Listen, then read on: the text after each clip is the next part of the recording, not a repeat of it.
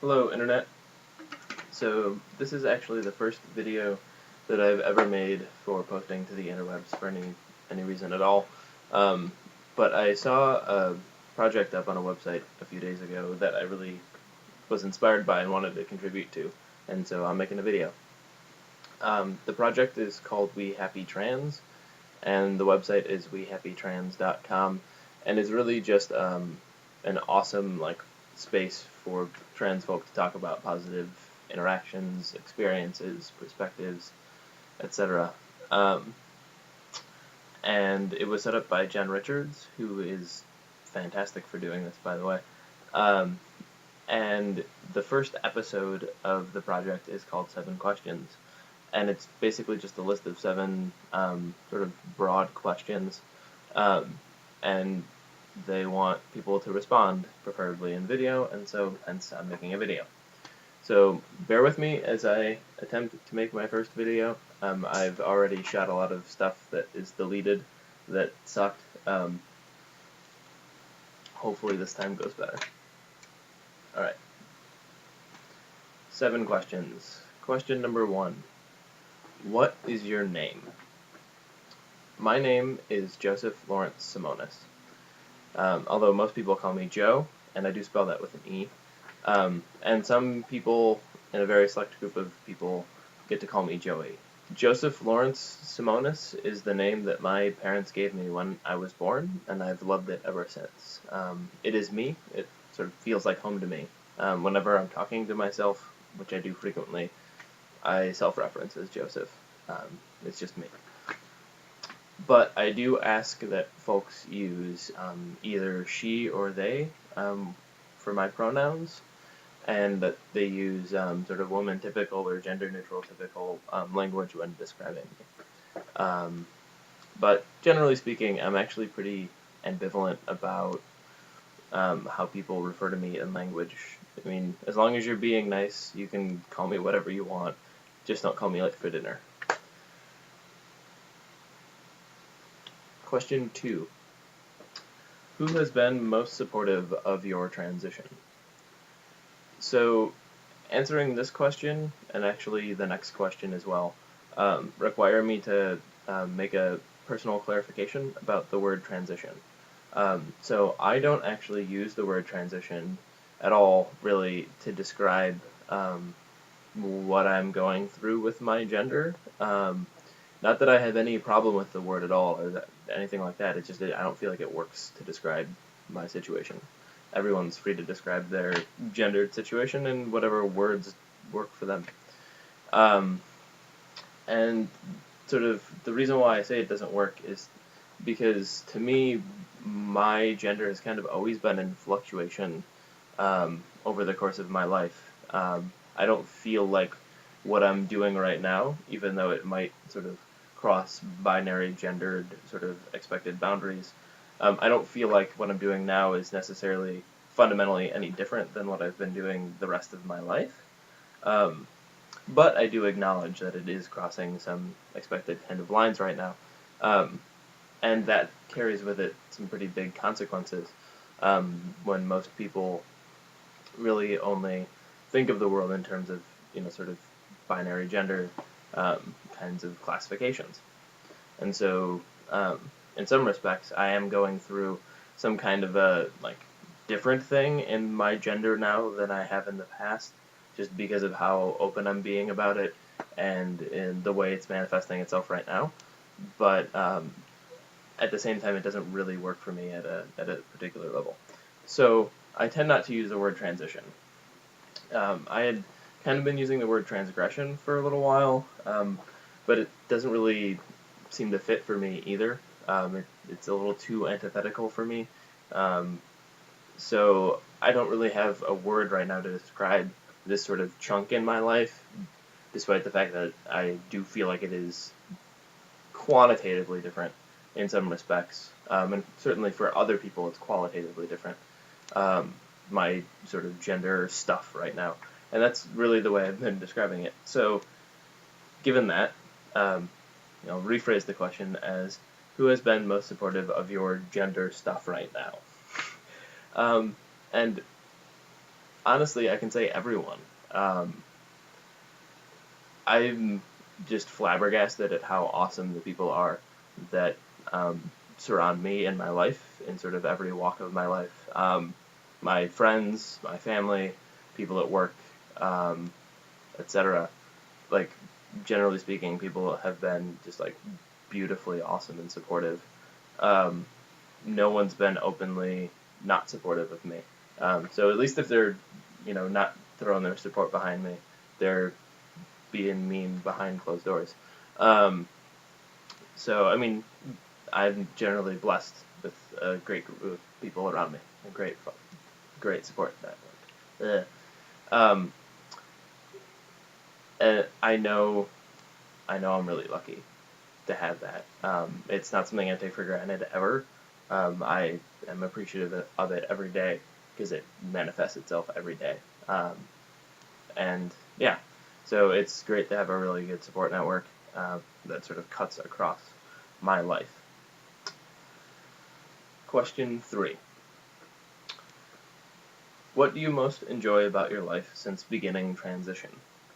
So, again, like I said for the last question, transition doesn't really work for me, so I'll rephrase it as, what do you most enjoy about your life since beginning your gender stuff right now? Um, honestly, like, I've enjoyed a lot about sort of where I am right now. I'm at peace with myself in a way that I don't think I ever have been before, at least not consciously. Um, and I think like a major component of a lot of this is realizing the important difference between um, what other people, what I think other people think of me, and how I think of myself. Um, for a lot of my life, I've been trying to read into other people reading me. I don't know, it's sort of hard to explain for me sometimes, but basically, I internalize a lot about what other people think, or at least what I think they think of me. And that's really unhealthy. Um, duh, right?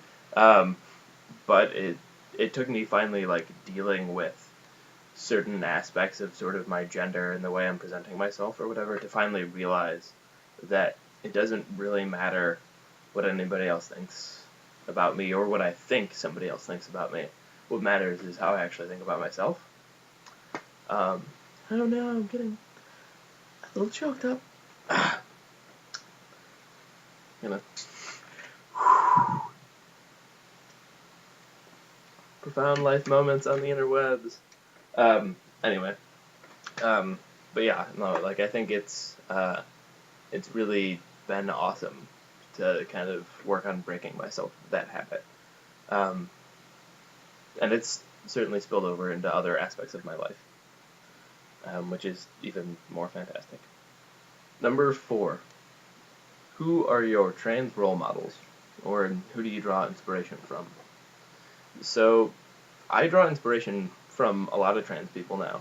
Uh, there's a certain level of crap that comes with being openly, visibly trans in some way that clashes with people's expectations. That I've really grown to appreciate recently. Um, and I've started to incredibly be inspired by anybody that's ever had to deal with that and stood up to it and said, you know what, screw you. I know who I am and I'm going to be myself and I don't care what you think of me because I know what I need and I know what I want for me. Right? Like, that's a powerful statement. And so, sort of trans people, generally speaking, being open and honest and everything is fantastic and so incredibly inspirational. Um, but there is one person in particular that I wanted to make sure to mention because they've been particularly inspirational for me, and that's my friend Ellie Navidson. Um, I don't know if I actually am saying your last name right. Sorry. Um, but so I met Ellie last winter when I was in Chicagoland visiting for the holidays, and the two of us hit it off really well. At least in my mind, I don't know. I sort of um, always felt a kind of positive vibe from her. Um, and like she writes a ton, and you should totally check out their stuff. It's at invisiblyqueer.tumblr.com. Just the way that he talks about being in a non-binary sort of position and being just dealing with yourself, sort of like figuring out who they are. I don't know. You should check it out. Ellie's an awesome writer, and I personally feel like the person that I've most connected with in terms of my own sort of some of my own stuff. Generally speaking, there aren't a lot of people who identify, like visibly, as far as I know, people who identify outside the gender binary in some respects that were assigned male at birth. And meeting somebody else like that was really powerful to me. And I know other people are out there. I'm not saying they don't exist. Believe me. We're just not that visible for whatever reason. But anyway, there's a ton of other people. I would be remiss if I couldn't list off at least some of them. So people like Joan Roughgarden and Wendy Carlos, scientists and engineers who are trans, are beautiful people. Dean Spade, Joan of Arc. I mean, why not? Bailey J, Lenore Gore, Jen for putting together this site. You're freaking awesome. And Keelan Gotzi, certainly. Almost made it to the Olympics. Which would have been awesome. But still was a very positive role model, I think, for a lot of young trans athletes, which is fantastic. I think I could have certainly benefited from that as a kid. But seriously, like, there are a ton of awesome trans people doing awesome things in the world. I used to think that I didn't really have a good trans role model, but I don't know what I was thinking then. Like, there are so many people that I draw positive inspiration from. Number 5. What changes do you want to see in the world? So,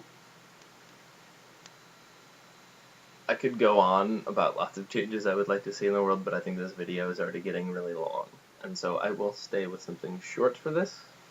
I wish there were more gender-neutral bathrooms in the world. And I don't mean just single-stall bathrooms. I mean, like, multi-user, like, we're all just here to pee or go number 2, and we all want to be safe and happy, so let's all be safe and happy and go to the bathroom together. Like, why can't we do that? Yeah, that's a change I would really love to see in the world. Number 6. What are you doing to make those changes happen? Not much, although I should be doing more. Yeah, that is, unless, I guess, somebody is actually keeping track of how often single people use family restrooms in terms of data, because in that case, then I'm contributing a lot. Because I use family restrooms all the time. And I'm sorry, families, it's not that I don't respect your right to the changing table and everything. I just don't. Sometimes it's hard. Anyway. Number 7. Final 7. Tell us something special and unique about yourself.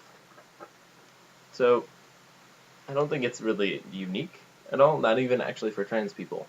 But I'm an ecologist. That means I study organisms and how they interact with their environment. Currently I'm in grad school. I'm actually about to defend my PhD thesis in November, after which I will finally have a gender-neutral honorific as doctor, which will be fun to play with. I never really thought I would want to be called Dr. Simonis, but it's the only option, apparently, that I ever have for going gender-neutral honorific-wise. So I might play with it.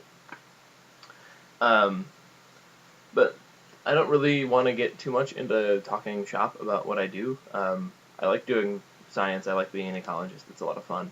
I get to go play on an oceanic island in some rock pools for most of the summer. and I do a lot of mathy stuff on my computer. Um, I have a whole other science website if people want to check that out. It's at josephlsimonis.com. Um, I know, shameless self-promotion, but basically, I don't want to talk too much shop now. But I did want to bring up the fact that I am a scientist, I'm a grad student, and I'm queer, and I'm trans. And that's totally fine and totally awesome. I feel like sometimes those two parts of me get separated unnecessarily. So I kind of wanted to make it okay, talk about the fact that queer kids can be scientists. It's cool to be a scientist. Queer kids, it's awesome. You get to do a lot of fun stuff. If you want to know more, let me know. Um, and also, I wanted to let ecologists know, young ecologists know, that just because they like doing, they like going on hikes and they're a dude or whatever, like, who cares? Like, be who you are in all respects. If you're queer, you're queer. That's awesome. Um, and so I just wanted to sort of, I don't know, I wanted to mention that because I think it's really important. And believe me, queer people do a lot of really awesome science. Anyway, um, I also like do a lot of other things with my life. I'm not just a queer scientist.